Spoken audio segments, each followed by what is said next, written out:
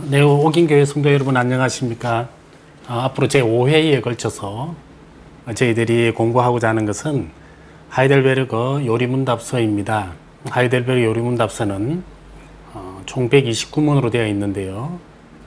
우리들에게 주어진 시간은 5번 제5회입니다. 5회. 그래서 아마 이 시간들 동안에 129문 전체를 하나하나 다 살펴보기는 좀 어려울 것 같고요. 그래서 이제 대략적인 내용들, 중요한 내용들만 중심으로 말 그대로 요리문답서 읽기 시간을 갖고자 합니다. 이번에 저희들이 같이 공부할 책입니다. 하이델베르그 요리문답 해설이라고 하는 건데요. 이 책을, 그러니까 요리문답서를 직접 지은 저자가 해설서를 직접 쓴 거고요. 이것을 우리나라 말로 번역한 것입니다. 자세한 내용들은 제가 파일과 함께 같이 올려드릴 테니까 참고를 하시면 되겠습니다. 또 하나는 어차피 그 요리문답을 공부를 하시려면 성경을 같이 보셔야 되니까 성경책도 항상 옆에 두시고 그래서 같이 그렇게 공부를 해 나가시면 좋겠습니다. 하이델베르그 요리문답서 이렇게 이야기를 하면 하이델베르그가 뭔지 요리문답서가 뭔지 많이 궁금해 하실 텐데요. 하이델베르그라고 하는 것은 잘 아는 것처럼 독일의 지역의 이름입니다. 팔츠 지역의 수도로 알려져 있고요. 그 하이델베르그에서 이 책이 쓰여져 있기 때문에 책 이름은 하이델베르그 요리문답서다 그렇게 이야기를 하고 있습니다. 지금 여러분들이 보여드리는 것은 독일 하이델베르그 성의 모습을 보여드리고 있고요. 그 왼편에 보시면 자카리아스 우르시누스라고 하는 학자의 사진이 보이고 있습니다. 하이델베르그 요리문답서는 두 명이 썼다고 알려져 있고요. 그 중에 메인 저자 중에 한 명이 자카리아스 우르시누스입니다. 우르시누스 이렇게 이야기를 하니까 우리가 좀 많이 생각나는 그 이름이 하나가 있죠. 그게 뭡니까? 우르사입니다. 우르시누스가 처음에 저는 뭔지 잘 몰랐거든요. 그래서 이제 그 이름하고 여러 가지 다시 한번 공부를 해보니까 자연스럽게 우르사가 나왔습니다. 이 우르시누스가 이 곰이라고 하는 독일 말로 벼거든요. 영어로도 벼 같이 쓰잖아요. 그죠? 이걸 라틴 말로 하면 우르시누스가 되고요. 우르사는 뭐냐면 우리가 이제 웅담 그런 이야기를 많이 하는데 이 곰이라고 하는 이 라틴어 여성 명사가 우르사예요.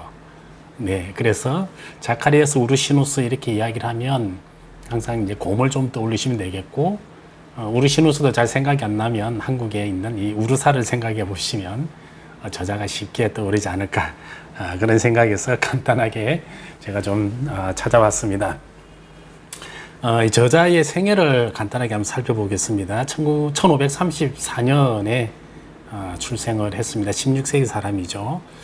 어릴 때부터 좀 뛰어났다 그래요. 공부도 잘했고 그래서 그 부모들이 16세에 비텐베르크 대학으로 공부를 하러 보냅니다. 비텐베르그 대학에서 공부를 하다가 선생님 중에 한 분이 누구를 만났느냐면은 이 멜랑이톤을 만나게 됩니다. 멜랑이톤과 공부도 하고 교제도 많이 나누었다. 사실 그렇게 좀 알려지고 있는데요. 혹시 멜랑이톤은 우리가 어디에서 들어보셨습니까? 네, 이제 종교개혁자를 이야기를 하면 우리가 항상 루터를 생각을 하게 되고요. 루터만 모든 일을 다 했느냐 그러진 않습니다. 항상 이 루터를 생각을 하면 그와 같이 다니던 친구 한 명 같이 생각을 하셔야 돼요. 그게 누구냐면은 멜랑이톤이라고 하는 사람이었습니다. 우리가 이제 루터를 생각을 하면 잘 알고 있는 것이 루터의 대소요리문답서를 알고 있지 않습니까? 루터의 대소요리문답서가 누구랑 같이 만들었느냐라고 한다면은 알려지기로 이제 루터가 쓴 것처럼 그렇게 되어져 있는데 사실 이 필요성을 느끼게 되었던 것 중에 가장 큰 원인 중에 하나가 멜랑이톤과 함께 이 독일 전역 어쩌면 그 당시에 종교개혁 이후에 과연 이 지방에 있는 교회들이 어떠한 것을 지금 가르치고 있을까? 각 지방에 있는 목사님들 또 교육자들은 우리 성도님들에게 무엇을 가르치고 있을까? 이제 그러한 의문을 가지고 멜랑이톤과 함께 소위 말하는 전국 순회 일주를 나서게 된 거죠. 그래서 일주를 하면서 느끼게 된 것 중에 하나가 뭐냐면은 교회가 교역되어진 내용, 그러니까 가톨릭으로부터 교역되어져 가지고 정말 이 가톨릭적인 요소들을 다 버리고 정말 개혁적인 이런 요소들을 가지고 성도들을 잘 교육하고 있느냐라고 봤을 때 실상은 그러지 못했다라고 하는 것이지요. 그래서 그런 교육자들로 하여금 그러면 성경을 잘 가르칠 수 있도록 할 수 있는 게 뭘까? 또 한편으로는 이분들에게 어떠한 신학적인 또는 교리적인 자료를 주면 또 잘 교육할 수 있을까라고 어쩌면 그러한 문제 제기에서부터 시작되어진 것이 루트의 대소요리 문답서라고 그렇게 알려져 있습니다. 여하간 이 루터의 대소요리 문답서가 나오기까지 지대한 영향을 미쳤던 하나의 인물이 멜랑히톤으로 알려져 있고요. 이 멜랑히톤과 함께 우르시누스가 같이 교제를 했다, 그렇게 알려져 있습니다. 우르시누스는 이 멜랑히톤과 같이 공부를 하고 난 다음에 아마 대학 졸업반 또는 졸업 이후로고 그렇게 알려져 있습니다. 서구에 있어서 이 대학의 마지막 공부는 뭘로 이어지느냐면은 이제 교실에서 다 공부를 하고 이제 마지막으로 교실에서 배웠던 내용들을 세상을 다니면서 이 여행을 다니면서 과연 그것이 어떤 것들이 있는가라고 직접 눈으로 확인하는 그런 시간을 갖는다고 그래요. 그래서 이 우르시누스도 마지막에는 이 멜랑히톤과 함께 독일 전역을 다니게 되죠. 아마 지역을 보면 독일뿐만 아니라 스위스까지 그렇게 간 걸로 그렇게 보여지고 있는데, 그래서 이제 각 지방을 다니다 보면 때로는 누군가를 만나야 되고 때로는 누군가의 도움을 받아야 되기 때문에 이 추천서를 가지고 다니게 됩니다. 그 추천서 중에 하나가 무엇이었느냐면 멜랑히톤이 써준 그런 추천서였거든요. 멜랑히톤의 추천서 내용을 보면은 이 우르시누스가 어떤 사람이 있느냐, 그는 우리 대학에서, 비텐베르그 대학이죠, 7년가량 우리 대학에서 생활했는데 그의 건전한 학식 그리고 하나님을 향한 진지한 경건으로 우리 모두에게서 사랑을 받고 있는 그러한 귀한 인물입니다. 귀한 추천서를 써줬어요. 그래서 다니면서 이것을 보여주고 많은 도움을 얻었다라고 하는 것이죠. 또 한편으로는 우르시누스는 자기 혼자만 이 추천서를 가지고 간 것이 아니라 멜랑히톤과 함께 친히 추천서를 써준 사람과 함께 같이 다녔습니다. 그래서 나중에 알려진 바에 의하면 멜랑히톤과 함께 1557년 이 보름스 회의에 자기가 기억에 남을 만한 회의에 참석했다라고 그렇게 이야기를 하고 있습니다. 이 보름스 회의 이렇게 하면 우리의 기억에 많이 남는 게 하나가 있습니다. 네, 지금 저희들은 하이델베르그 요리문답서 공부를 하고 있는데 내용이 너무 역사적인 게 많아가지고 좀 당황스러울 수도 있을 텐데요. 이건 뭐 기본적인 교양의 수준이다, 기본 상식 수준이다, 그렇게 아시고 들어주시면 좋겠습니다. 사실 이 보름스 회의가 우리들에게 알려져 있는 중요한 역사적 의의는 뭐가 있느냐면은 1521년에 있었던 회의입니다. 1517년인데요. 그때 어떤 일이 있었냐면은 루터가 종교개혁을 일으키게 되고요. 그러고 난 다음에 이 가톨릭에서 루터를 자기네 회의에다 불러가지고 여러 가지 신문을 하게 되어집니다. 너가 말한 것이 진짜냐, 네가 이 책을 썼느냐, 이 책의 내용들을 지금이라도 버릴 각오가 되어 있느냐라고 이야기를 할 때 루터는 이것을 내가 썼고 하나라도 버릴 마음이 없다라고 그렇게 이야기를 하게 되죠. 그것이 1521년도에 있었던 이 보름스 회의의 중요 내용인데요. 그하고는 조금 다르지만 1557년에 멜랑히톤과 함께 이 회의, 보름스에서 열리는 회의죠. 회의에서 기억에 남는 회의를 참석한 적이 있다라고 이야기를 하고 있고요. 우르시누스는 또 멜랑이톤과 함께 어디를 다녔느냐면은 하이델베르그 지역과 스트라스부르크, 그리고 바젤, 로잔, 제네바, 아마 이쪽의 주요 도시는 어떤 기능들을 했느냐면은 그 당시에 이 종교 개혁에 있어서 중심적인 역할들을 했던 곳이다. 그렇게 보시면 될 것 같아요. 그래서 멜랑이톤과 함께 이러한 지역들을 두루 다니면서 그 젊었을 때부터 어떤 경험들을 했냐면은 개혁교회 지도자들과 함께, 그러니까 종교개혁 지도자들을 많이 만나게 되었다라고 하는 것이고, 아마 그 속에서 많은 대화가 오고 갔겠죠. 그래서 신학적인 지식을 좀 더 풍성하게 가지지 않았나 이렇게 생각을 해봅니다. 1562년도에는 신학 박사 학위를 취득하게 되고요. 1563년 그 유명한 이 하이델베르그 요리문답서를 드디어 출판을 하게 됩니다. 하이델베르그 요리문답서는 저자가 두 명으로 그렇게 알려져 있는데요. 한 명은 계속적으로 이야기를 하고 있는 우르시누스고, 또 다른 한 명은 올레비아누스라고 그렇게 알려져 있습니다. 물론 뭐 저자가 두 명은 확실하고요.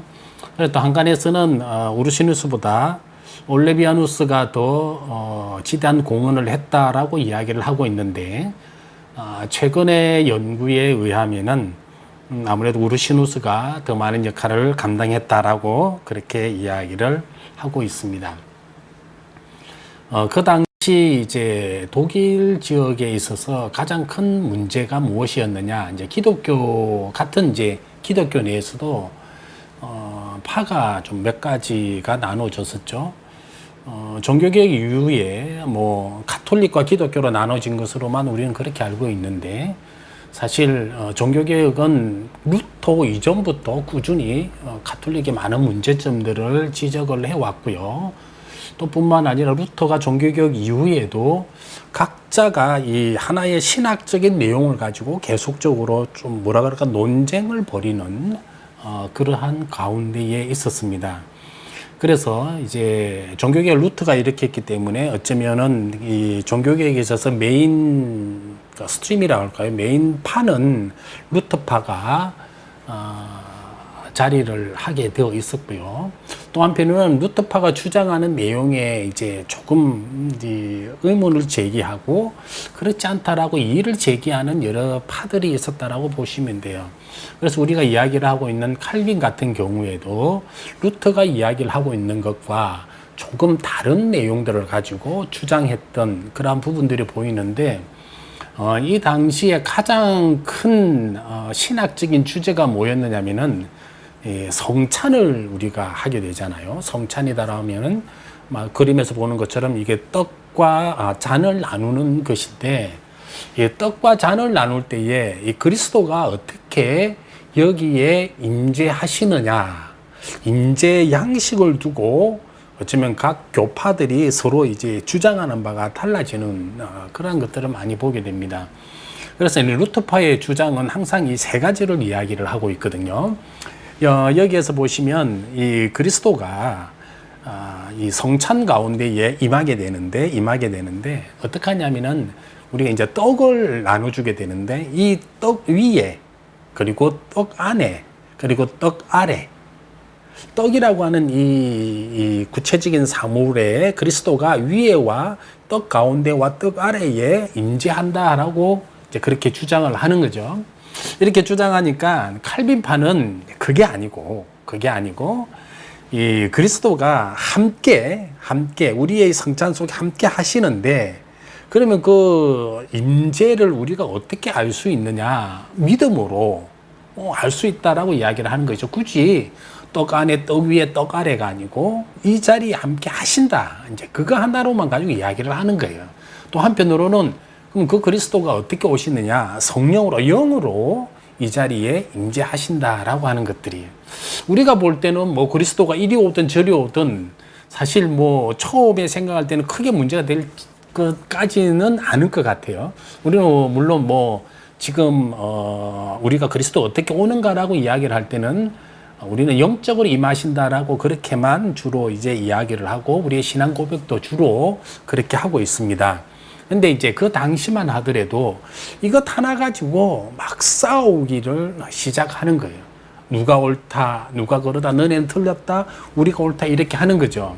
그래서 막 이렇게 그렇지 않아도 이 개혁파 교회가 가톨릭으로부터 어쩌면 개혁하고 난 이후에 하나가 되어서 이 가톨릭의 여러 가지 이 공격에 대처하기도 힘든 상황에서 서로가 이 문제를 가지고 싸우고 있으니까 그 당시 이제 팔츠 지역의 제후였던 선제후로 알려져 있습니다. 이 프리드리히 3세가 더 이상 이렇게 이 개혁파 교회 속에서 싸워서는 안 되겠다라고 하는 것이죠. 사실 우리가 아는 것처럼 이 서구 사회는 이 신앙 하나들 때문에 얼마나 많은 전쟁을 했는지도 몰라요. 계속적으로 이제 이것 때문에 싸우고 또는 이제 죽이고 하는 그런 과정들 속에 있었기 때문에 그 프리드리히 3세 같은 경우에는 이런 논쟁을 좀 종식시킬 필요가 있다.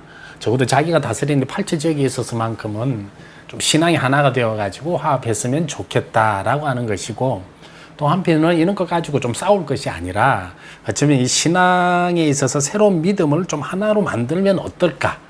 이제 그러한 바람들이 있었다라고 하는 것이지요. 그래서 이 선제후였던 프리드리히 3세가 이제 이 믿음의 새로운 규칙들의 필요성을 느끼고 그러면 이것을 만들어야 되겠다라고 하는 것이죠. 만들어야 되겠다.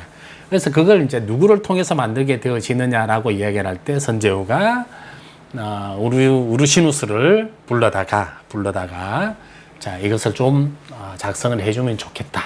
자, 그래 가지고 만들어진 것이 사실 이 하이델베르그 요리문답서다라고 하는 겁니다. 그래서 이 하이델베르그 요리문답서는 개혁 교회에 있어 가지고 일종 이제 표준으로 알려질 만큼 우리 기독교에 있어서는 아주 이제 널리 알려진 요리문답서입니다. 가장 유명하기도 하고 가장 잘 알려져 있기도 하고, 물론 요리문답서, 신앙고백서는 나온 것들이 많이 있습니다. 많이 있는데 제가 볼 때 한국 교회에 있어서 잘 알려진 것 두 가지를 들라고 한다면은 아마 이 개혁 교회의 전통을 담고 있는 하이델베르그 요리문답서가 하나가 있고요. 또 하나는 한국 장로교회에 어쩌면 그걸로 받아들여진, 신경으로 받아들여진 웨스트민스터, 우리가 알고 있는 대소요리 문답이 있죠. 이 두 가지가 있습니다. 그래서 아마 이 강의를 들으시는 성도님들은 세례를 받으셨다라고 한다면은 웨스트민스터 대소요리 문답은 한 번쯤 보셨을 거라 그렇게 생각이 되어지고, 여기에서 우리가 잘 알고 있는 내용이 제1문의 내용이잖아요. 사람의 제일 되는 목적이 무엇입니까? 이렇게 시작하고 있는 것이 웨스트민스터 대소요리 문답의 내용이고, 지금부터 우리가 살펴보고자 하는 것은 개혁교회의 전통을 담고 있는, 그러니까 가톨릭으로부터 이 가톨릭의 모든 부조리를 벗어나서 어쩌면 바른 신앙을 가고자 하는 그러한 자들이 표준으로 만들어진 그것이 이제 하이델베르그 요리문답서인데, 이 요리문답서에 관해서 우리가 한번 보고자 하는 겁니다. 이 하이델베르그 요리문답서가 프리드리히 3세에 의해 가지고 우르시누스가 작성을 하게 되어지고요.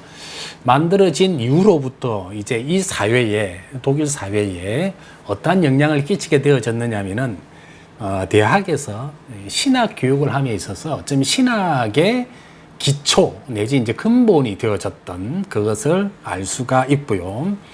이것을 이제 만들고 난 다음에 독일 교회는 어떻게 하게 되느냐면은 교회와 학교에서 최소한 1년에 한 차례 이상은 이 하이델베르그 요리문답서를 공부를 하도록 했다라고 하는 것이고, 그리고 각 교회에서는 매주일 오후를 요리문답 공부 시간을 가졌고, 이 시간에, 오후 예배 시간에 요리문답서 공부를 했다라고 이렇게 알려져 있습니다. 우리하고 친근한, 장로교와 친근한 칼빈의 경우에도, 칼빈의 이제 요리문답서도 있거든요. 칼빈 같은 경우에도 보면 요리문답서를 만들고, 오후 예배 시간에는 이렇게 자신이 만든 그 요리문답서를 가지고 공부를 하도록 했다라고 하는 것도 교회사적으로 그렇게 알려져 있습니다. 네. 교회가 사실 여태껏 이제 교리를 가르쳐 왔잖아요. 교리. 그 믿는다고 하는 것의 내용들입니다.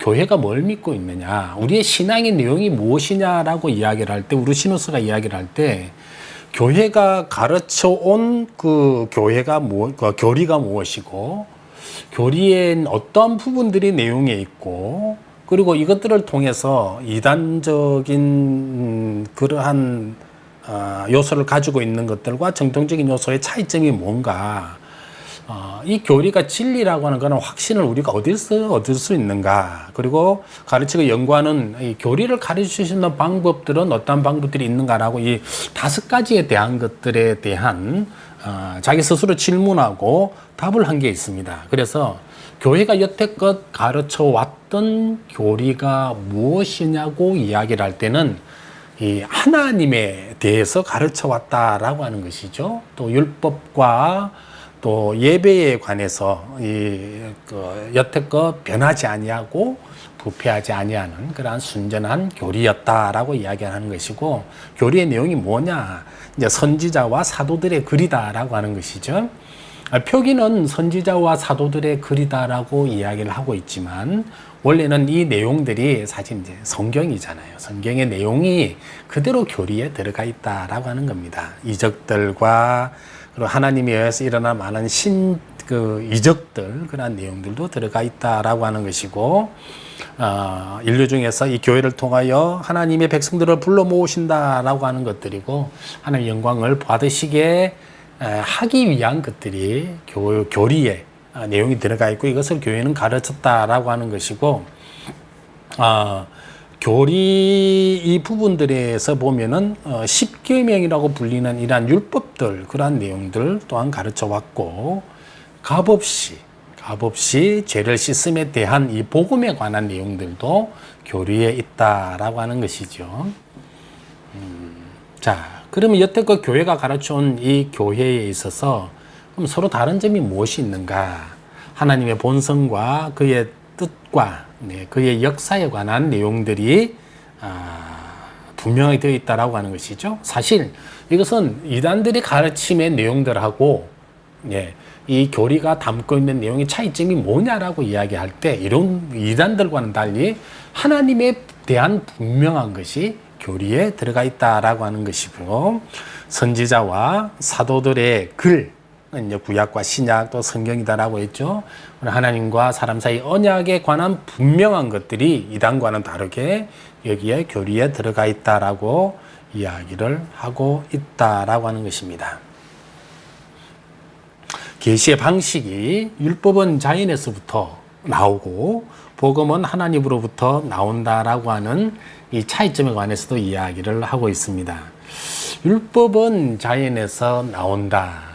사실 자연이 무엇인가 가르쳐 주는 것은 아니고, 우리가 살아가는 이 삶의 현장들 속에서 자연스럽게 지킬 수밖에 없는 것이 율법이다라고 하는 것이죠. 우리가 생활할 때 사람과 사람 사이에서 어떠한 그러한 윤리적인 것들과 또 여러 가지 도덕적인 그러한 질서들을 지켜야 될 것이냐라고 할 때, 그것은 율법에 관계되어지는 것이고, 자, 하나님으로부터 받아가진 복음이라는 게 무엇입니까? 우리가 죄된 상태에 있을 때 하나님으로 말미암아, 그분을 믿음으로 말미암아 죄 용서함을 받는다라고 하는 이러한 내용들을 우리들에게 가르쳐주고 있다라고 하는 것을 이야기를 해주고 있습니다. 네, 교회가 가르쳐온 여태까지의 뭐라 그럴까, 교리들하고 또 한편으로는 이단적인 요소들과 차이점이 뭐냐, 이것들을 또한 이야기를 해주고 있고요. 중요한 건 4번째죠. 오직 교회에서만, 참된 교회라고 보시면 돼요. 참된 교회에서만 그리스도의 복음을 충실하게 가르치고 깨달을 수 있도록 한다라고 하는 겁니다. 이것을 통해서 볼 때 우리가 알 수 있는 것들이 무엇입니까? 교회라고 한다면은 그리스도 복음을 충실하게 가르쳐야 된다는 그러한 책임을 가져야 된다라고 하는 것이고, 여기로부터 깨달음을 얻을 수 있는 그러한 교육이어야 된다라고 하는 것이죠. 이단들은요, 복음에 대하여, 그리스도에 관하여 충실하게 깨닫고 알아가는 것이 아니라 또 다른 무엇인가 그 대상을 삼고 대상으로부터 말미암는 자신들에게 돌아오는 여러 가지 유익들에 관해서 이야기를 하게 되는 것을 우리가 보게 됩니다. 대표적인 것이 아마 신천지일 겁니다. 신천지는 자기네들에게 교주에 의해 가지고 구원받는다라고 하는 이야기들을 하는 것을 볼 때 우리가 알 수가 있겠고요. 통일교 같은 경우에도 마찬가지고 많은 이단들은 그리스도의 복음을 전가하는 것이 아니라 자신들만의 복음을 전가하는 것을 우리가 많이 알 수가 있을 것입니다. 그러면 교회의 교리가 여태껏 가르쳐 왔는데 이것이 확실하게 진리다라고 하는 그런 증거가 어디서 우리가 알 수가 있느냐라고 이야기를 할 때 그것은 이 교회의 교리가 인간의 생각이나 인간의 주장을 이야기를 하고 있는 것이 아니라 하나님의 계시의 말씀이 기록되어진 이 성경으로부터 모든 내용들이 나오고 이 성경의 내용들을 다 포함을 하고 있는 그대로 가르치기 때문에 그것 자체가 진리다라고 하는 이것을 이야기를 해주고 있다라고 하는 것을 알 수가 있을 겁니다. 자, 그러면은 우리 앞으로 또 계속 이 교리 공부를 하게 될 텐데요. 이 교리를 가르치고 공부하는 방법은 어떠해야 되는가라고 하는 것이죠. 기독교 신앙과 관계되어진 이 교리들을 사실 이제 너무 복잡하게 설명했어도 안 되고 그렇게 할 필요도 없다라고 하는 것이죠. 왜냐하면은 모든 사람들이 다 믿고 있는 이런 하나님에 관한 이게 너무 학문적으로 가버리면, 그죠? 너무 이론적인 가버리면 이게 우리와 뭔 상관이 있겠어요. 그래서 이 교리 자체는 간략하게 되어야 되고 그리고 단순하게 설명되어져야 된다라고 하는 것들이에요. 어쩌면 이것이 우리가 교리 공부를 하는 중요한 내용 중에 하나일 겁니다. 또 한편으로는 어려운 것들이 있다면 쉽게 설명해 줘야 될 것이고 또 정의하고 분석하며 나가야 될 것입니다. 그리고 무엇보다 중요한 것은 교리가 그 어느 것으로부터 독립되어진 어디에선가 뚝 떨어진 그런 내용은 절대로 아니다라고 하는 것이죠. 그럼 뭡니까? 성경 말씀에 다 기록되어져 있는 내용들이에요. 그래서 교리 공부는 항상 이 교리라고 하는 책만 가지고 봐야 될 것이 아니라 교리의 내용 하나하나가 성경에 어디에서부터 왔는지 그것을 분명하게 보시며 같이 가셔야 된다라고 하는 것들이에요. 또 하나가 사실 이제 우리가 하이델베르그 요리문답을 공부를 하게 될 텐데요. 이 요리문답 해설서를 보시면 사실 두께가 상당하잖아요. 그죠? 상당한데 원래 이 요리문답의 가장 큰 장점은 뭐냐면요. 물론 옛날에는 뭐 그런 것이 없었어도 그러겠지만 말을 통해 가지고 가르쳐 왔던 내용들이에요. 또 한편으로는 이 말만 가지고도 충분히 가르칠 수 있는 내용들이 요리문답이다라고 하는 것들입니다. 그래서 요리문답을 너무 그렇게 어렵게 생각할 필요도 없고 또 너무 그렇게 세세하게 뭐라 그럴까요? 이론적으로 하나하나 다 알아야 된다. 사실 그런 건 아니에요. 한편 우리가 쉽게 볼 수 있으면서도 쉽게 이해하고 또 한편 쉽게 말할 수 있는 것들이어야 된다. 그렇게 보시면 될 것 같습니다. 요리문답이라는 게 무엇이냐? 우리 신우수는 계속적으로 이야기를 합니다. 기독교 신앙에 대해서 첫째 되는 원리다. 원리다.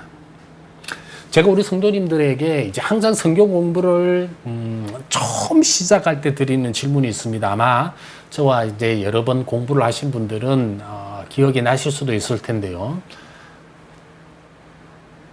길을 가다가 또는 전도를 하다가 어떤 사람들이 당신네들이 믿고 있는 기독교가 뭐냐? 여기에 대해서 좀 나에게 설명을 해 다오라고 했을 때 한마디로 설명해 줄 수 있는 분이 계시냐라고 하는 것들이죠. 지금 이 강의를 시청하고 계시는 많은 분들에게도 제가 질문 한 가지를 좀 드리고 싶어요. 그게 뭐냐면은 내가 믿고 있는 이 기독교에 대해서 정말 한마디로 또는 한 문장으로 요약해서 이야기를 할 수 있느냐, 말할 수 있느냐라고 하는 것들이죠.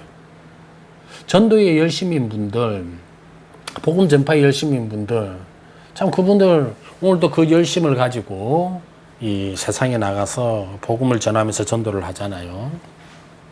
예수를 믿으라고 하나님은 사랑이라고 이야기를 하고 이 세상에서 가장 멋진 옥인 교회가 여기 있으니까 이 교회에 오셔서 같이 예배하면서 하나님의 자녀가 되고 구원함을 받자, 그렇게 이야기를 하시는데 그건 틀린 것 아니에요. 그거 얼마나 소중한 열심일까요? 전 그 열심을 폄하하고 싶은 건 아니고, 그와 걸맞게 그러한 사람들에게 내가 믿고 있는 기독교에 대해서도 좀 정확하게 이야기를 해줄 수 있어야 된다라고 하는 것이죠. 여기서 정확하게 이야기를 해줄 수 있는 내용들이 그럼 어디에서부터 와야 되느냐라고 한다면 그것이 바로 기독교 교리다라고 하는 것이죠. 그래서 이 기독교 신앙에 관한 첫째 되는 원리가 요리 문답 속에 들어가 있다라고 하는 것이고, 또 한편으로는 이 원리에 대한 가르침이, 기독교 교리의 가르침이 요리다, 요리 문답 교육이다라고 하는 이야기들을 해주고 있습니다. 이 교리가 처음 나오게 된 때가 언제냐, 이제 역사적으로 살펴보면 이 초대교회라고 그렇게 알려져 있죠. 사실 그 당시 이제 우리가 사도행전 내용을 보더라도 아는데요. 초기 시대에 이 신앙을 갖는다는 것, 예수를 믿는다는 것, 그렇게 쉽지가 않았습니다. 사도행전만 보더라도 예수를 믿으면 곧 나의 목숨을 내어 놓아야만이 믿을 수 있는 것이 사실 예수였어요. 그러지 않습니까? 내가 예수 믿는다라고 하면 제일 먼저 누가 와서 잡아갔습니까? 예, 청년 사울이 와가지고 잡아갔잖아요. 이런 시대에 예수 믿는 게 결코 쉽지 않았는데, 그러다가 사울도 회심하게 되어지고, 또 한편으로는 초대교회의 여러 가지 역사들 속에 이 로마가 기독교를 공인을 하게 되어지고, 자, 그렇게 되어지니까 많은 불신자들이 이제 교회로 오게 되죠. 교회로 오게 되죠. 예수를 믿겠다라고 오는 것들이죠. 그럼 예수를 믿으려고 왔는데 이 사람들에 대하여 어떻게 해야 되는가? 어떠한 신앙교육을 해야 될 것인가? 그 신앙교육의 중요한 요소가 바로 교리교육이었다라고 하는 것이죠. 그래서 이 교리교육을 통해서 사실 그 당시에 가장 주요한 역할들은 뭐였느냐면은 여러 종교에서 올 거 아니에요. 이방 종교 중에서도 올 것이고, 또 유대교 중에서도 이렇게 이제 올 것이고, 그러한 여기에 다시 들어온 분들에게 뭘 하느냐면은 이 기독교에 대한 교리 교육을 통해 가지고 뭘로 나아가는 거죠? 세례 받을 수 있도록 하는 거예요. 세례 교육에 중점을 주었다. 그럼 초대교회에서 사람들이 교회에 처음 오는 것, 신앙생활을 하기 위하여 교회 공동체로 들어온 것하고 세례하고 어떤 상관이 있느냐? 우리가 세례를 받았을 때를 자세히 생각해 보시면 될 것 같아요. 우리가 세례 받을 때 뭘 하게 됩니까? 당연히 교육을 받게 되고요. 그리고 교육을 받고 난 다음에 이제 뭘 하게 됩니까? 시험을 보게 되죠. 어떤 시험 보셨습니까? 예, 당회 앞에서 많은 장로님들, 담임 목사님과 장로님들 앞에서 여러 가지 질문에 관해 대답을 했고, 거기에 통과된 자들만이 세례식에 또 세례를 받을 수가 있는 것을 알 수가 있을 겁니다. 세례 받을 때에 세례를 주는 현장에서는 또 무엇을 했습니까? 네. 교인들 앞에, 교회 앞에 많은 성도님들 앞에서 나는 이 창조주 하나님을 믿고 나는 죄인인 것을 고백하고 이 죄가 하나님과 예수 그리스도로 말미암아 용서함을 받는다는 것을 믿는다라고 교회 앞에 자신의 신앙 고백을 하는 거예요. 사실 이제 사람들이 많기 때문에 예라고만 그렇게 대답을 했지, 예라고 하기 위하여 그 질문들 내용들 하나하나를 보면은 원래는 내가 그 이야기들을 해야 되는 것들이에요. 해야 되는 것들인데 단지 교회에서는 그러한 질문들을 통하여 예라고만 답을 듣는 것이고, 원래는 그러한 내용들을 나의 입술로 그 자리에서 교회 앞에 자기네 신앙을 고백하는 거죠. 그 신앙을 고백한 자들에 한해서 뭘 합니까? 세례를 주게 되어지죠. 세례를 받고 난 다음에 달라지는 게 뭡니까? 어떤 이들은 그 성찬에 참여한다라고만 생각하는데 사실 그것보다 더 중요한 건요, 비로소 교회에 책임 있는 구성원이 되어진다라고 하는 것들이에요. 세례를 통하여 교회 구성원, 완전한 교회 구성원이 되어진다라고 하는 그러한 이야기들을 하게 된다라고 하는 것이죠.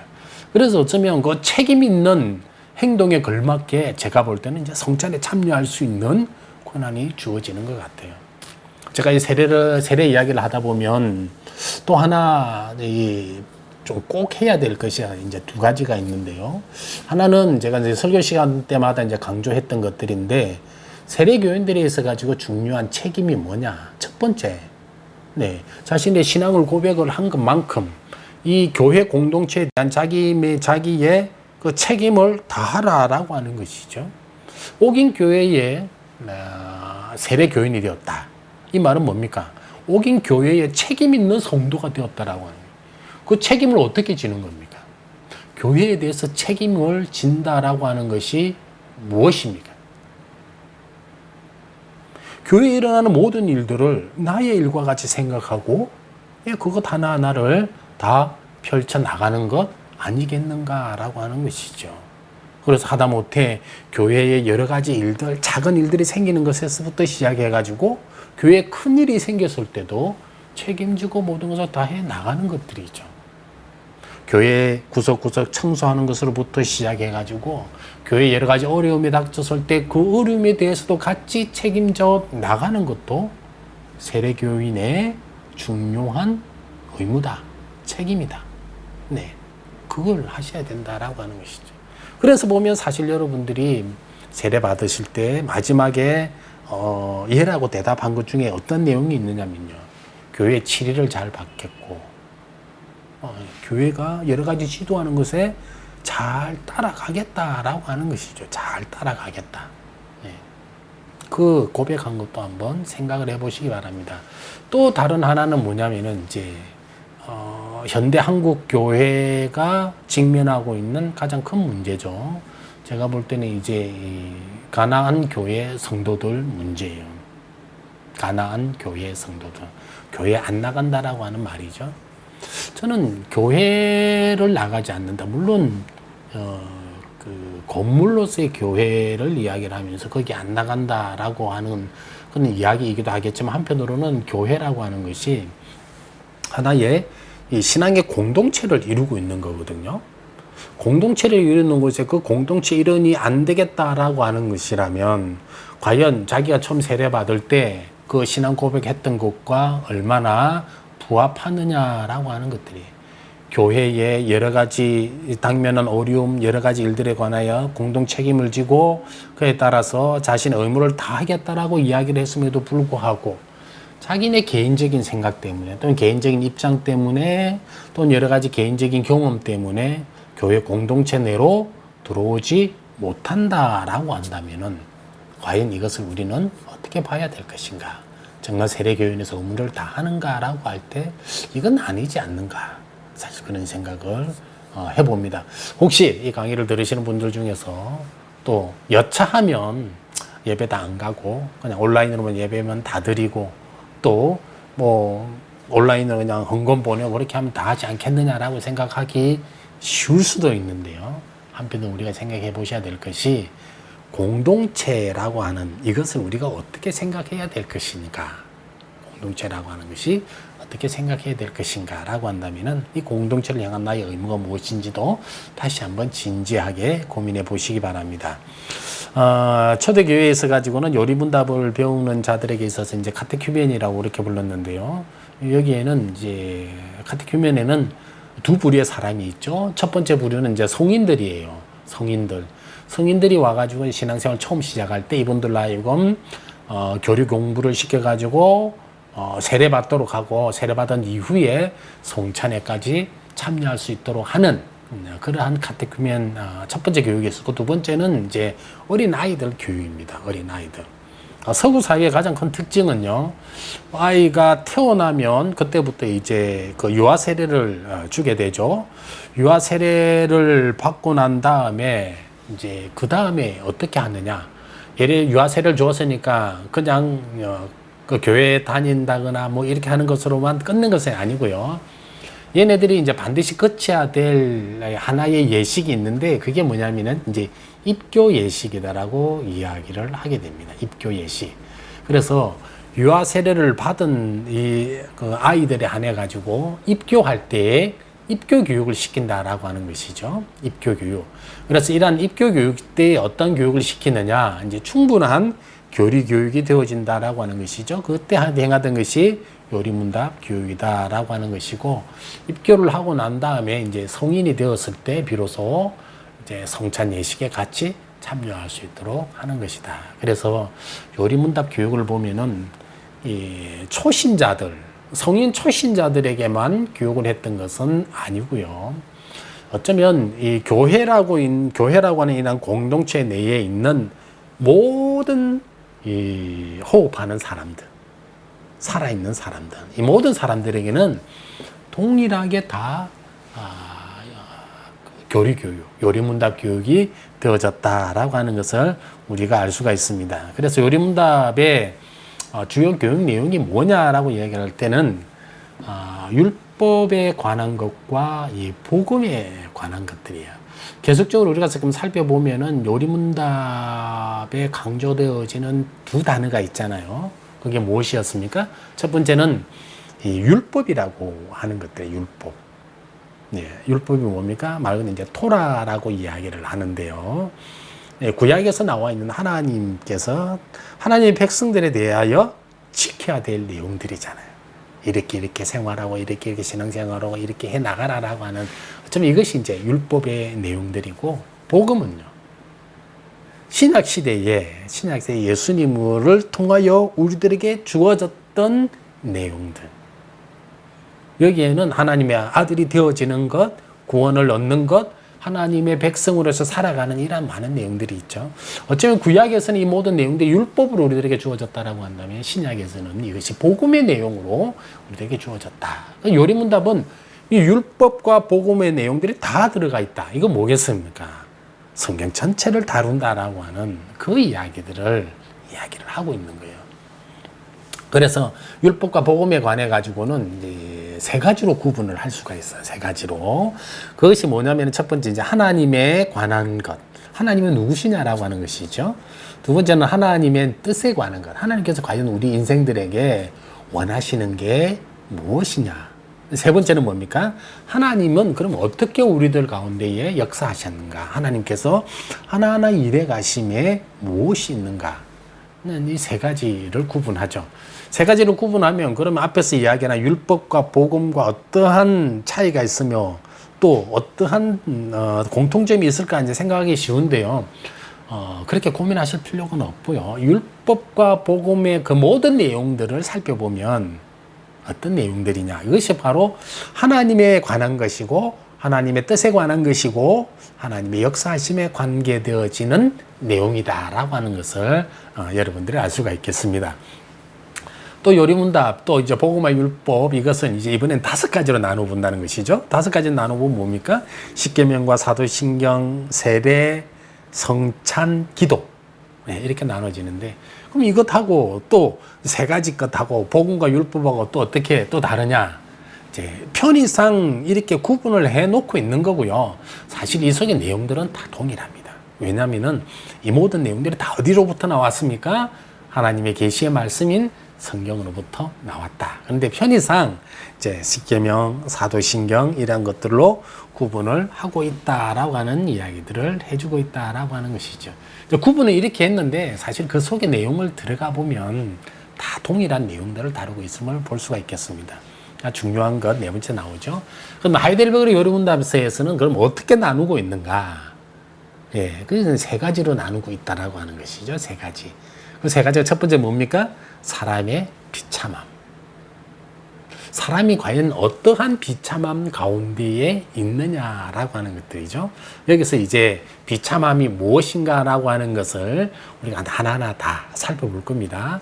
그래서 이 인간이 얼마나 비참함 가운데 있느냐라고 하는 것이 첫 번째 주제였고요.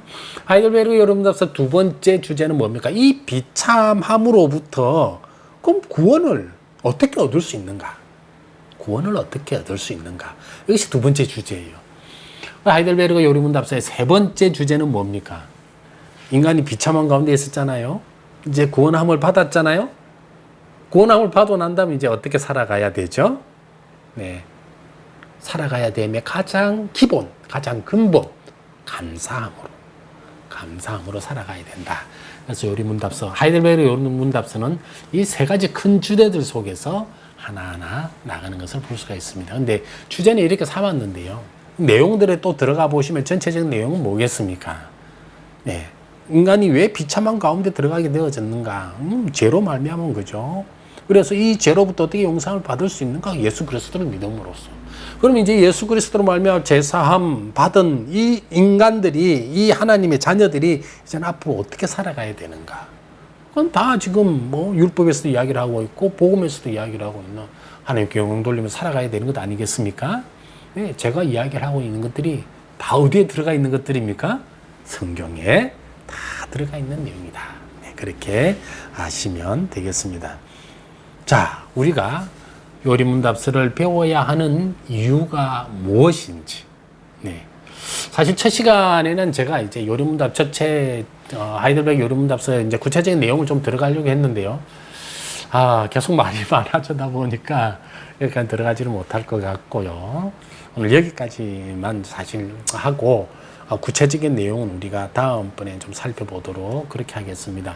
제가 처음에 요리문답서를 읽는 것이라고 했는데 계속 이제 설명이 좀 많이 들어가지니까 시간이 많이 이제 흘러가고 있는데 좀 양해를 구하겠고요. 네, 이번 시간에는 이제 요리문답을 배워야 하는 이유까지만 하고 그렇게 마치도록 그렇게 하겠습니다. 요리문답을 배워야 하는 이유. 사실 이것은 요리문답이라고 콕 찍어서 이야기를 하기보다는 한편으로는 이 성경 말씀을 배워야 하는 이유가 뭐냐, 성경 공부를 해야 되는 이유가 뭐냐라고 하는 것이고, 또 한편은 우리가 교리를 배워야 되는 이유가 뭐냐라고 하는 것들입니다. 사실 뭐 성경을 왜 배워야 되고 교리를 왜 배워야 되나 많은 이런 이야기들을 하다 보면 우리들이 이제 근본적으로 되어지는 질문들이 있습니다. 왜 이런 이야기들을 하는가? 왜 이런 이야기들을 하는가?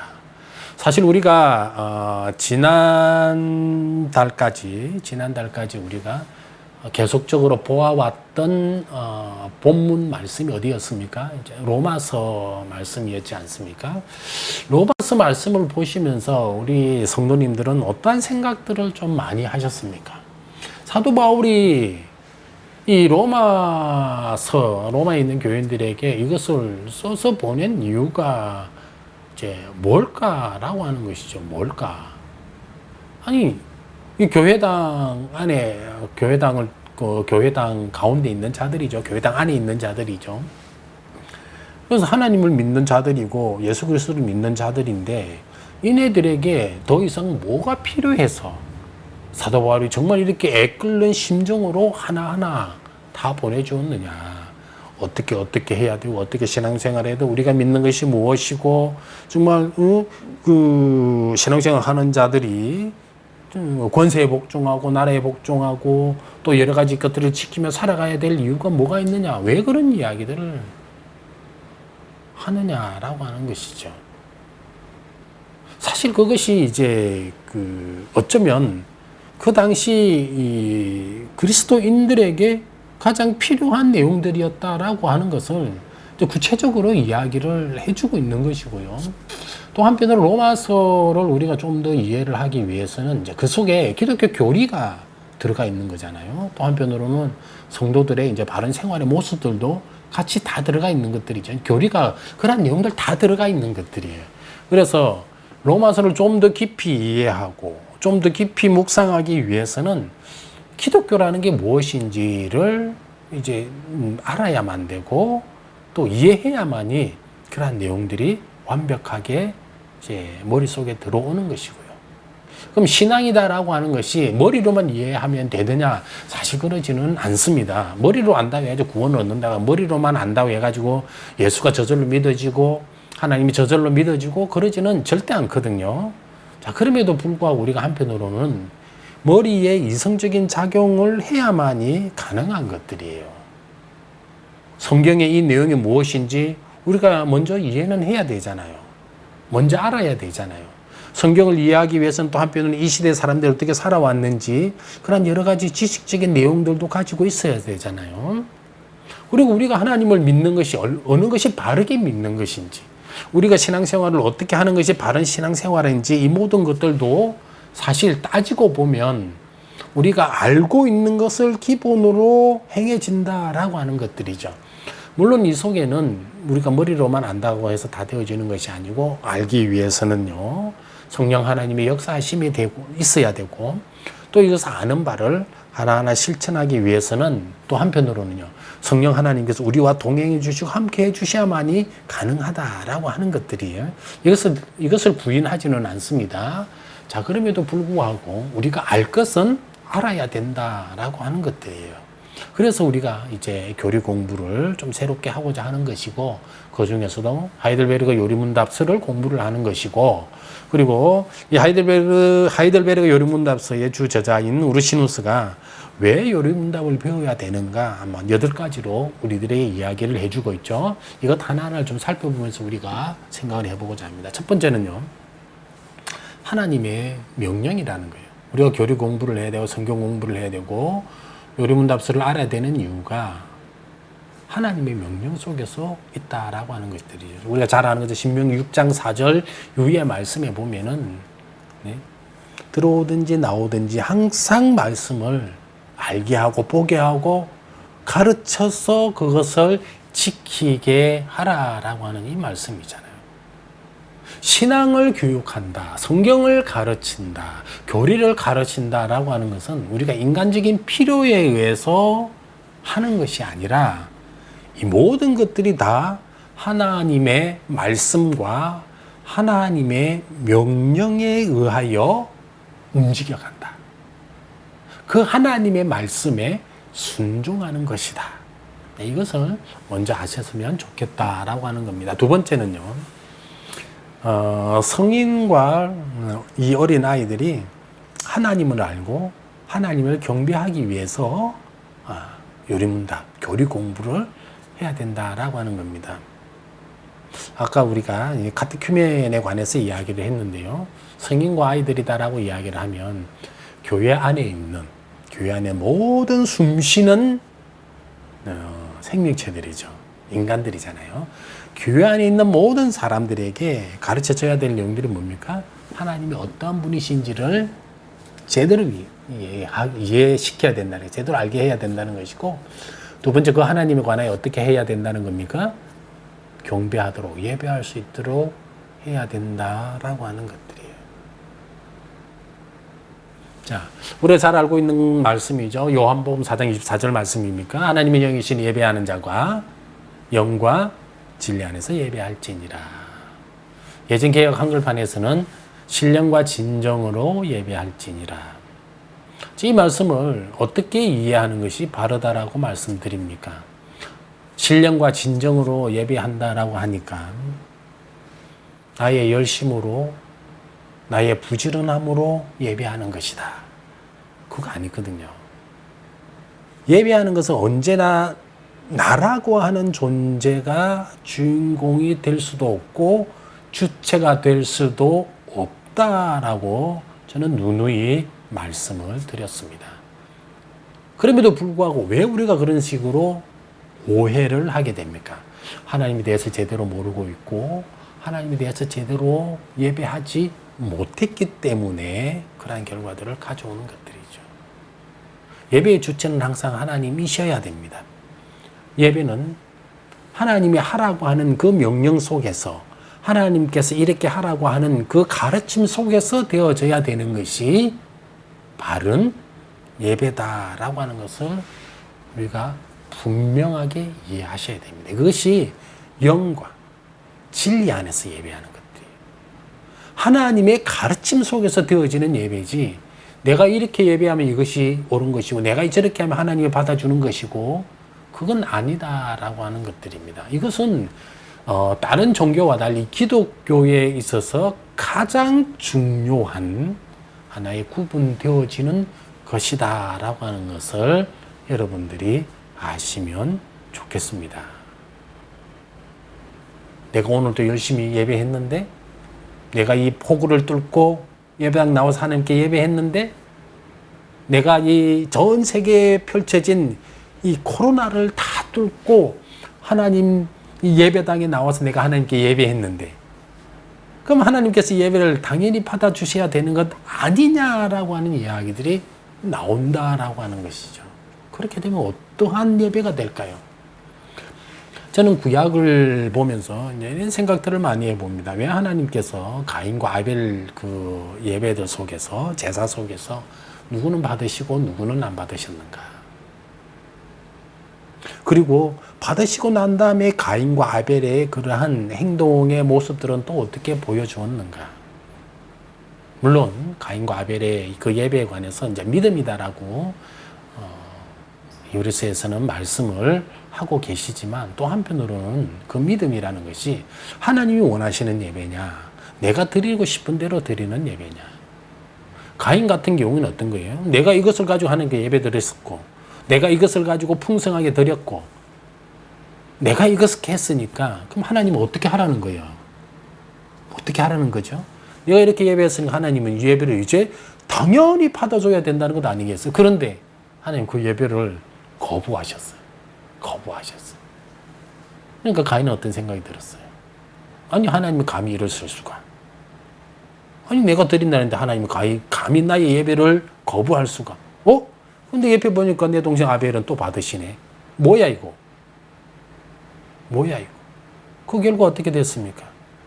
다른 누구도 아닌 자기의 혈육이고 자기의 동생 아벨을 죽이는 데까지 나가잖아요. 그건 하나님에 대해서 제대로 알지 못했기 때문에, 하나님께 대한 예배가 바르지 못했기 때문에 그런 결과에 이렇게 나아가는 것들입니다. 요즘 예배에서도 마찬가지입니다. 내가 뭔가 열심히 하면 하나님께서 이것을 받아주셔야 된다라고 하는 이런 거 절대로 아닙니다. 내가 무엇이 하는 것이 아니고 하나님께서 하라고 하신 그 범위, 그 테두리 내에서 우리가 순종함으로 항상 나아가는 것이지, 내가 이것을 뛰어넘어서 하나님을 나의 그러한 기준에 맞추는 것은 절대로 아니다. 그래서 성인과 어린아이들 하나님을 제대로 알고 제대로 예배하기 위해서 알아야 될 것이 우리 문답 교육이다. 세 번째, 우리의 위로와 구원을 위해서 그렇습니다. 사실 우리가 구원을 받을 수 있는 유일한 방법은 뭡니까? 우리가 구원을 받을 수 있는 방법은 예수 그리스도를 믿는 거죠. 이것밖에 없죠. 내가 하나님께 가가지고 하나님 저를 구원해 달라고 떼쓴다고 구원이 되어지는 겁니까? 하나님은 구원해 주셔야 가능한 것이죠. 그래서 어쩜 우리의 위로와 이런 구원들의 제대로 된 것을 알기 위하여, 사실 이것을 안다고 해가지고 구원을 받아지냐, 그건 절대로 아닙니다. 이건 오해를 하지 마셔야 되고요. 제대로 아는 가운데, 제대로 된 지식 가운데 하나님을 제대로 섬기며 나아갈 때에 하나님께서 그에 따른 선물로서 우리에게 주어지시는 것이다. 의대의 선물로서 주어지는 것이 구원이다. 그러나 거기에 바르게 나아가기 위해서는 이런 내용들을 또 알아야만이 바로 나갈 수 있는 것처럼, 그것도 분명히 이해를 해주시면 좋겠습니다. 자, 사회와 교회의 보존을 위해서 요리문답을 배워야 됩니다. 지금 이 사회가 얼마나 혼탁하며 우리가 직면해 있는 이 현실 속에서의 교회가 얼마나 많은 문제점들을 가지고 있는 교회들이 많습니까? 하나님을 믿는다라고 이야기를 하면서 그 속에 들어가 보면 정말 하나님을 믿고 있느냐라고 질문할 정도로 그런 사람들이 많이 보이고 있다라고 하는 것이죠.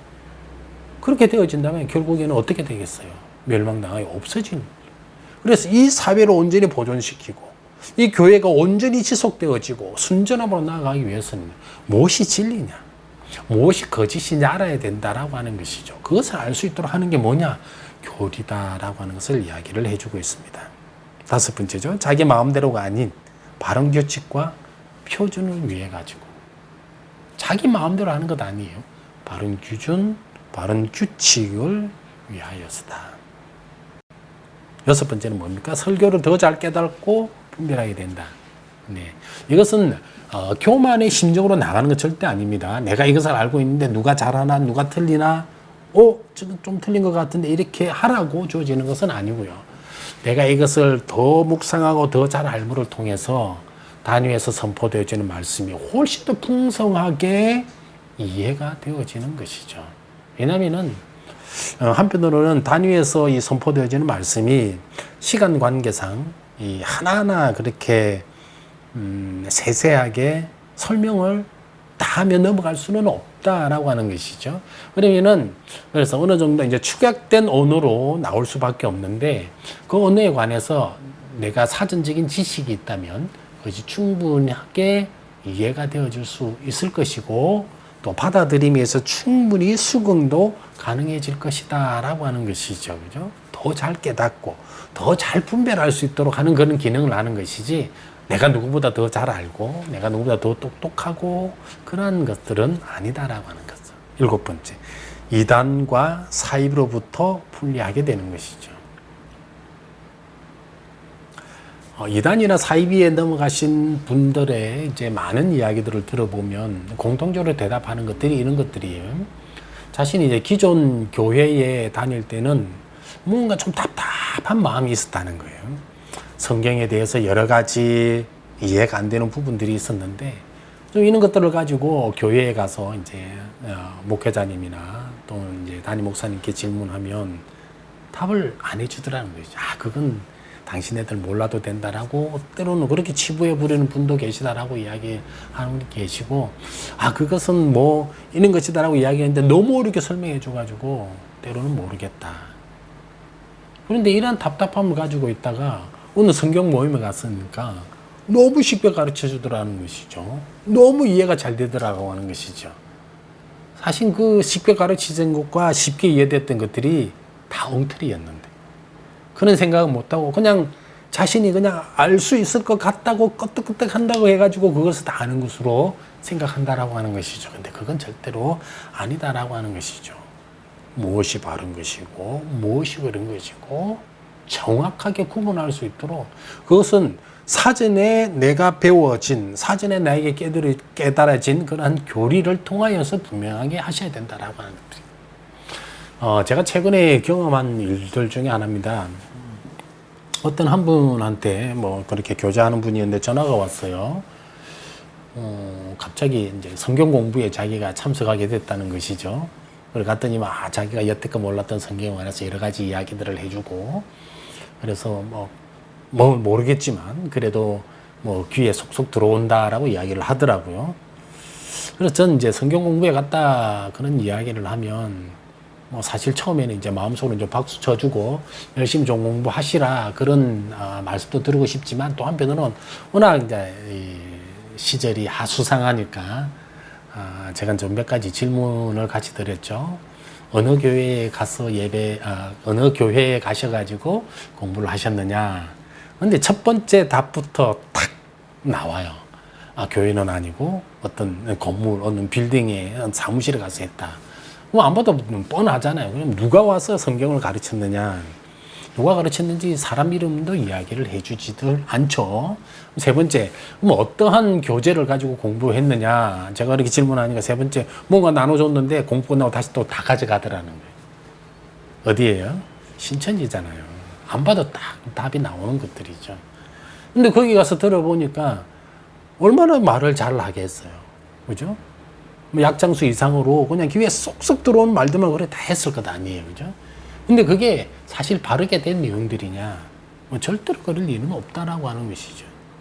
그런데도 불구하고 왜 그럼 이분들이 그것을 제대로 알았다고 몰랐던 내용들을 새롭게 알게 되었다고 정말 쉽게 이해가 된다라고 그런 이야기들을 할까요? 먼저는 교리에 대한 이해가 없기 때문에 신앙에 대한 내용들이 없기 때문에 기독교에 대한 이해가 없기 때문에 그런 것 하나라도 정말 감동해 가면서 그렇게 넘어가는 것들이에요. 그러다 보니까 나중에는 빠져나올 수 있는 것들로 넘어가죠. 다행히 저는 그 몇 가지 물어보고 하루빨리 나오시라고. 성경 공부는 어쩌면은 교회 안에서 제대로 하셔야 되는 게 맞지. 교회가 아닌 그 어떤 곳에서 행해진다. 그건 어쩌면 100% 이상의 색안경 끼고 보셔야지. 그런 데 가서 가지고 함부로 그런 데 가는 것도 아니라고 이렇게 말씀을 드린 적이 있습니다. 이단과 사이로부터 분리하기 위해서 정말 내가 알고 있는, 내가 믿고 있는, 때로는 여러분들이 오늘 또 이 묵상하신 말씀이 정말 이것이 올바르게 내가 묵상을 했는지, 또 한편도 얼마나 제대로 된 적용을 하고 있는지, 그러한 것들을 하기 위하여 이단과 사이비로부터 분리되어지는 그러한 자기 자신을 지키기 위하여 교리 공부를 해야 된다. 마지막은 뭡니까? 교사들은. 오기교회 우리 주일학교를 담당하시는 많은 분들이 참 열심인 것 저도 알고 있습니다. 정말 자기 시간 그렇게 많이 들여가지고 우리 아이들에게 헌신하고 충성하고 사랑을 이제 베푸는 그러한 분들 아니겠습니까? 네, 이분들, 이 선생님들이 또 한편으로는 이제 그리스도의 사랑의 마음으로 한 영 한 영 품어주는 것도 중요한데 또 그에 못지않게 중요한 게 뭡니까? 교리의 내용들, 기독교에 관한 진리의 내용들을 좀 풍성하게 아시고 그런 풍성한 내용들도 좀 이제 전해줄 수 있는 그런 선생님이 되면 어떨까? 네, 그런 것들 때문에 교리가 필요하다라고 하는 것들이죠. 제가 이제 많은 교회에 가서 이제 교사 교육을 하면 공통적으로 마지막으로 던지는 그러한 질문들이 또 과제가 뭐냐면은 정말 우리 선생님들 애들을 가르치기 위하여 많은 투자를 하셔야 된다. 많은 투자. 여기서 투자라고 하는 이제 금전적인 투자가 아니라 자기의 시간적인 투자고요. 또 한편으로는 말씀과 이 교리 공부에 있어서 많은 시간들을 좀 투자해 달라라고 하는 것들이에요. 제가 이것을 하면서 빠지지 않는 이야기가 하나가 있는데요. 아마 이제 유럽에서 있었던 이야기예요. 시골에 있었던 교회인데 정말 작은 교회였다라고 이야기를 해요. 뭐 유럽 교회와 한국 교회 비교를 하자면 뭐 비교도 할 수 없을 그런 정도겠죠. 그런데 이분이 어느 날 토요일 날 교회를 방문해 가지고 경험한 놀라운 사건 하나예요. 그 사건이 뭐였느냐면은 자기는 다른 일 때문에 교회를 갔었는데 그 교회에 물론 작은 교회였어요. 몇몇 안 되지만 선생님들과 선생님들이 모여가지고 뭘 하고 있더라는 거예요. 근데 뭔가 해가지고 궁금해서 옆에 가서 봤더니만 그 다음날 가르칠 공과를 가지고 선생님들이 그 토요일날 다 같이 모여가지고 같이 공부를 하고 있더라는 거예요. 같이 공부를 하고 있다. 물론 거기는 작은 교회니까 아마 그 시골교회 목사님도 같이 참여하셨다고 들었어요. 네, 이런 거죠. 정말 하루 전날에 선생님들이 그 없는 시간 내어가지고 같이 공부할 수 있는 그런 열정, 열심, 자기 시간 투자할 수 있는 그러한 것들이 있느냐. 물론 저는 저희 두 아이가 주일학교에 있기 때문에 때로는 가끔씩 토요일 날 교회에 와보기도 합니다. 그러면 여러 가지 행사들이 있기 때문에 많은 분들이 분주해 하시고 또 우리 주일학교 많은 부서에서도 이제 선생님들 나오시고 이렇게 하시는 거 보이죠. 그죠? 이제 그러한 열심들이 항상 있어야 된다라고 하는 것들이죠. 근데 그것을 행사만 담당하시는 분들에게만 주어지는 것이 아니고요. 교사를 맡고 있다라고 한다면은 그러한 열심들이 있어야 되지 않겠느냐라고 하는 것들입니다. 물론 어떤 분들은 이 바쁜 세대에 시간 내가지고 굳이 예배당까지 가서 그렇게 공부를 하고 준비를 해야 되느냐. 물론 그렇게 하실 것까지는 없습니다. 각자 여러분들이 처소에서 주일날 가르쳐야 될 것이 무엇인지를 한번 사전에 교재도 한번 꺼내서 보시고 성경책도 한번 꺼내가지고 그쪽으로 한번 보시고 충분히 교재 공부를 하시고 난 다음에 가면 어떨까? 그런 생각들이죠. 그죠? 그러한 열심들 없이 교사의 일들을 감당할 수 있을까라고 한다면 저는 불가능하다라고 이렇게 말씀을 드리고 싶어요. 그래서 교사들은 여러분들 집식이 특별히 중요하다라고 하는 것들을 아시고 굳이 시간이 아니더라도 혹시 주변에 선생님들이 계시다라고 한다면은 최소한 기독교에 관해서는 설명할 수 있도록. 또 한편으로는 요리문답이 사실 하이델베르그 요리문답 같은 129까지 있어요. 원래 이 교육들은 중세 시대 이후로부터 이것이 이제 만들어진 종교개혁 이후에 만들어졌으니까 그 이후에 있었던 많은 서구의 교회들은 어린이들로 하여금 이것을 외우고 답하도록까지 이제 교육을 했다라고 교회사적으로는 그렇게 밝혀지고 또는 이야기들을 하고 있습니다. 이 시대에 그렇게까지는 않더라도 최소한 이것을 하나하나 볼 때 이것이 무엇인지는 좀 알 수 있는 그런 수준까지도 가야 되지 않겠느냐. 사실 그런 말씀을 드리고 싶습니다. 네. 긴 시간 시청해 주셔서 감사드리고 다음 강의부터는 이제 실제적으로 제 1문에서부터 129문까지 하나하나 읽어가면서 그 내용들을 살펴보도록 그렇게 하도록 하겠습니다. 네, 감사합니다.